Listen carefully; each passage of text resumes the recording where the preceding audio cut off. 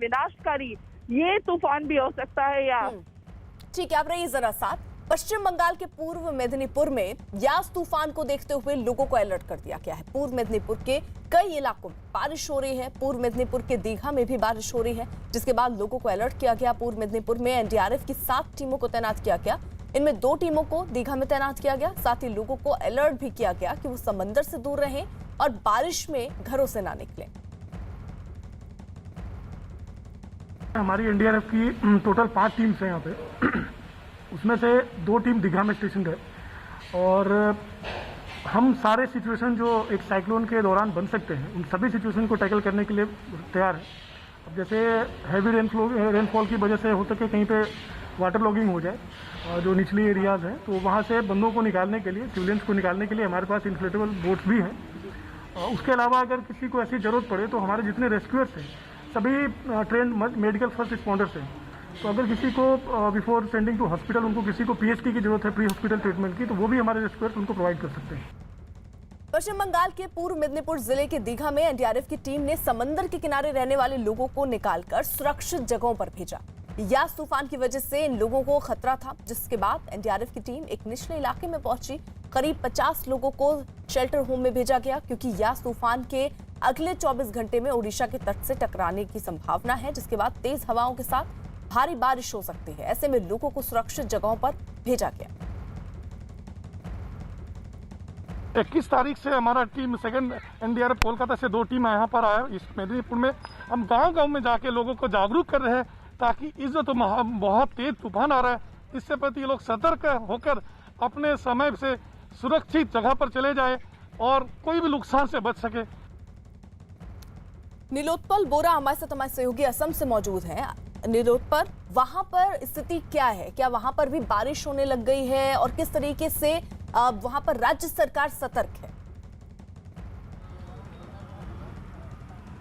हाँ अर्पिता, जो यास की जो असर असम में दिखा नहीं जा रहा है, लेकिन लोअर असम जो पश्चिम बंगाल की जो सीमा की वाली जो भी इलाका है वहाँ पे दिखा जा रहा है कि असम की सरकार पूरी तरह से प्रस्तुत है। अगर कोई भी ऐसे असम में यास का कोई असर पड़े तो उसके निपटने के लिए जो एनडीआरएफ को रेडी किया गया है। लेकिन असम में कल दिखा जा रहा था, कल भारी तूफान आई थी और अभी भी बादल मंडरा रहा है, तो शायद बारिश हो सकता है। लेकिन असम में ऐसे भी जून और मई और जून की जो महीना है यहाँ पे बहुत बारिश होता है और असम में बहुत भारी रकम की बाढ़ भी आता है। लेकिन इस बार दिखा जा रहा है कि आज लेकिन धूप दिखा जा रहा है, सुबह से मौसम अच्छा है। लेकिन एक बात बोलना पड़ेगा कि जो लोअर असम की जो इलाका है, जो पश्चिम बंगाल की जो सीमा के वाली जो इलाका है, जो बाकी इन सब इलाकों में लेकिन एनडीआरएफ को पूरा तैनात किया गया है। कुछ भी अगर प्रॉब्लम होगी, अगर कुछ भी समस्याएं होगी तो निपटने के लिए सरकार पूरी तरह से प्रस्तुत है। लेकिन फिर भी दिखा जा रहा है कि आसाम की जो मिडिल असम। टोकरी में आपको बड़ी खबर आ रही है। देश में कोरोना मामले घटे हैं और 24 घंटे में 1,96,000 के करीब नए केस सामने आए हैं। कोरोना केस 2 लाख से कम सामने आए हैं, जो थोड़ी राहत जरूर दे रहे हैं। पिछले 40 दिन में सबसे कम मरीज सामने आए। तो बड़ी खबर ये आ रही है कोरोना से जुड़ी। देश में कोरोना के मामलों में गिरावट लगातार जारी है। पिछले 24 घंटे में देश में कोरोना के 1,96,000 नए मरीज मिले। 40 दिन बाद देश में कोरोना के नए मरीजों की संख्या 2 लाख के नीचे आई है। वहीं एक दिन में 3,511 मरीजों ने दम तोड़ दिया। स्वास्थ्य मंत्रालय के आंकड़ों के मुताबिक एक दिन में 3,26,000 से ज्यादा लोग ठीक भी हुए हैं।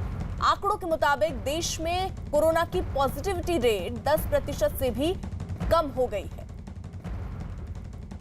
रवि सिंह हमारे साथ हमारे सहयोगी इस वक्त जुड़ चुके हैं। रवि, एक तो आंकड़े कम है, क्या टेस्टिंग इसकी वजह है? जरा बताइएगा, क्लियर कीजिएगा। और मौत का जो आंकड़ा है ये कम हुआ है, जो निश्चित तौर पर राहत दे रही है। राहत की बात आज राहत की बात है, इसमें कहना कोई शक नहीं है। और जो टेस्ट का भी मामला है वो उसमें भी बहुत ज्यादा कमी नहीं आई है। थोड़ा बहुत जो आंकड़ों में ऊपर नीचे हो रहा है जरूर, लेकिन आज भी देखने को मिल रहा है कि 20 लाख से ज्यादा टेस्ट हुए हैं। तो कल से ज्यादा टेस्ट हुए हैं, लेकिन कल से कम केस आए हैं और कल से कम डेथ भी मामले आए हैं।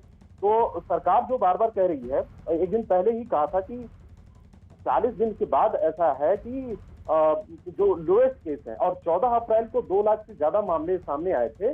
उसके बाद लगातार केसेस में बढ़ोतरी देखने को मिली थी।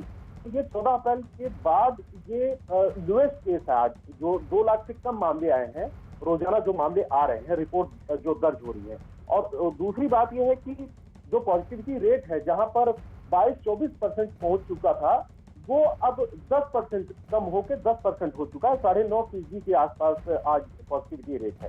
तो तीनों चारों चीजों को अगर हम कंपैरिजन करें, डेथ के मामले, रोजाना मामले और पॉजिटिविटी रेट, तीनों में भी कमी आई है।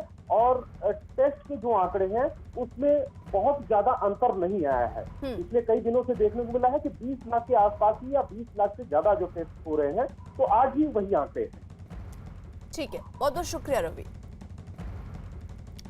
उधर ओडिशा के भुवनेश्वर में बाढ़ पीड़ितों के लिए बड़े पैमाने पर खाने के पैकेट तैयार किए जा रहे हैं। साथ ही निचले इलाकों से लोगों को सुरक्षित जगहों पर भेज दिया गया है। समुद्री इलाकों में खास निगरानी बरती जा रही है।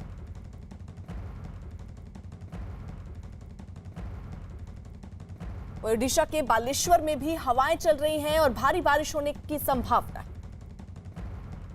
साइक्लोन की वजह से देखेंगे तो सुबह से जो बालेश्वर तटीय इलाका है, वहां पर समुद्र का जो टाइड है वो हाई टाइड अभी से दिखा जा रहा है। और ये जो बताया जा रहा है कि 4 मीटर के आसपास तक जो टाइड आएगा, कल जब साइक्लोन हिट करेगा, बालेश्वर के आसपास हिट करेगा, जो बोला जा रहा है वो ऐसे होगा तो कम से कम 4 मीटर के आसपास टाइड दिखा जाएगा। अभी हम दिखेंगे आपका चांदीपुर जो बीच है, वहाँ पर हम जो तस्वीर दिखा रहे हैं, ये तस्वीर देख के आपको पता चला होगा कैसा अभी समुद्र का जो है और जो टाइड है वो कितना जोर से आ रहा है और धीरे धीरे ये भी बढ़ेगा। और दूसरी तरफ देखेंगे तो रुक रुक के काल से बारिश भी हो रहा है।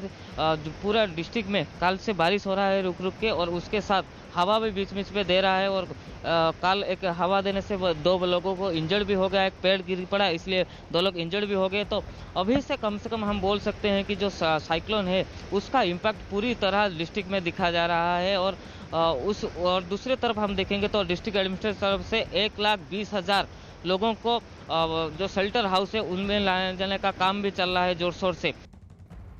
सत्यजीत सेनापति का रुख कर लेते हैं। ओडिशा में वो हमारे सहयोगी मौजूद हैं। सत्यजीत, वहां पर फिलहाल क्या स्थिति है और कब तक ये साइक्लोन जो है वो हिट करेगा, उसको लेकर क्या खास तैयारी?